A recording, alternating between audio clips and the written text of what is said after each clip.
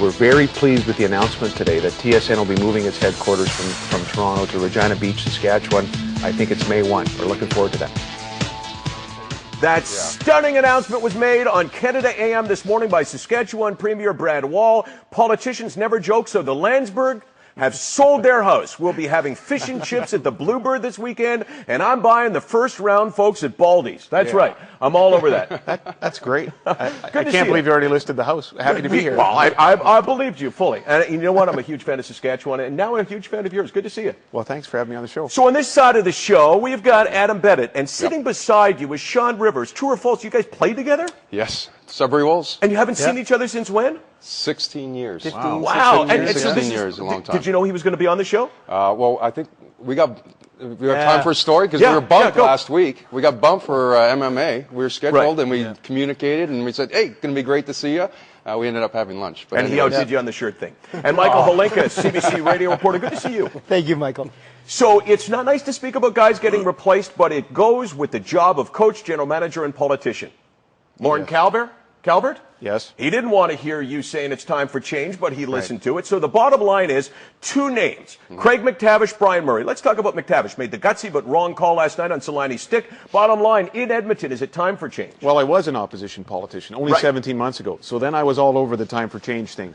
Not so much anymore. Not so much. The status quo is not such a bad thing anymore, especially in Saskatchewan.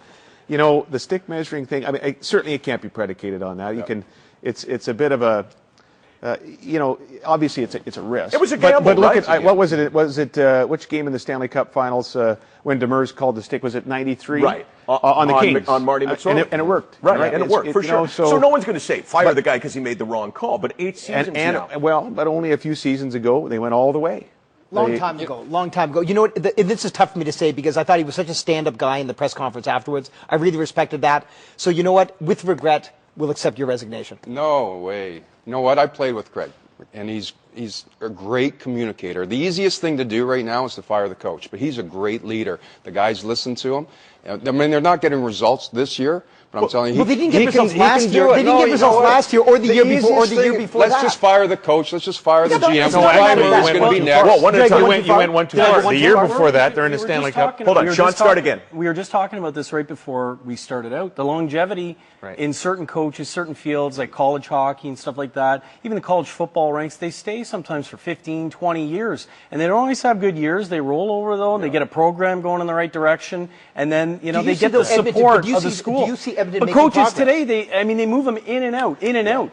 I mean, you got a year or two to build a team. Last night was rough, obviously. But how many casualties are there this year? They've been on a bit of a tear up until we're on a bit of a tear. They're not going to make the playoffs. Is it if you're a mediocre? You know what? Every team doesn't make the playoffs every year. Who was it? Okay. Michel Terrier brings them right to the Stanley Cup Finals. Gone. Yeah.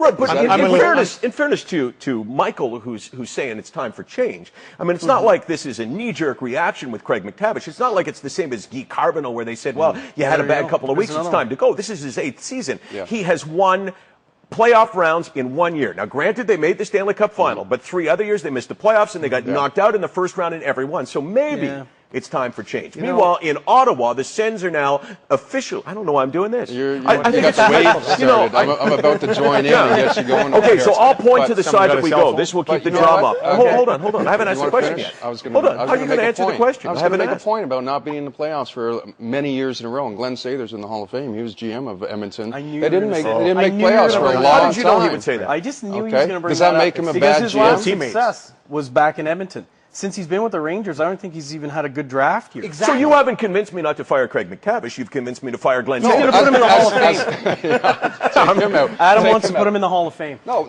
But listen. There are good coaches and there are good communicators. I'm telling you, Craig MacTavish is both that. Okay, so that's who you let's want. talk about a guy who has been a good coach, has been a good general manager. The Ottawa Senators, Brian Murray.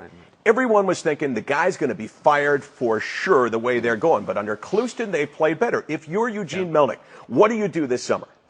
You know what? It's a tough call. That's a very impatient city. I see the way that they knee-jerk react. We live there. The stadium is slightly... You say we. You mean you and Adam? No, okay. No, true enough, me and my family.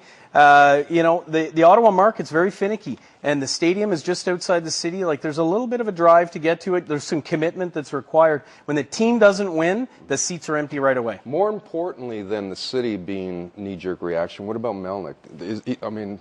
He's got patience from what I've seen, He seems to have had tons of patience. He's got faith in Murray too. So Yeah. I think more importantly than the fans, what is Melnick? What would you do with You think Brian there's going to be some player personnel stuff off season, regardless of Murray staying or not, Spets or somebody? Well, I think he just signed for 7. He's got 7 more Yeah, years. Yeah, right? but is that there- line. is there- I mean, they've got some longevity with the guys that they signed. What's your prediction? Does Eugene Melnick make a move at general manager No, or stick with I it? say he's going to stay with Brian Murray. I think that he stays note- with him was a mistake. Yeah, I Well, don't if there's a disagree. job available Yes, in you are a Ottawa, real that time would. for change guy today. I am. Can't come out the preview. Fire them all. Get new people in. It's like the leader of the If there's a opposition. job available in Ottawa, then that would make Ottawa a lot like Saskatchewan, because you got a ton of jobs available. Really? We do have a ton of jobs available. There's about 6,900 on saskjobs.ca, the website right now. We created 14,500 jobs year over year. Those numbers came out a couple weeks ago. And so we're not immune to what's going on, Michael, but there's some momentum and opportunity for folks to know. Let's have a nice round of applause for a place where there's jobs. You didn't want to clap, but I forced you to clap. Because he wants it's a time for change.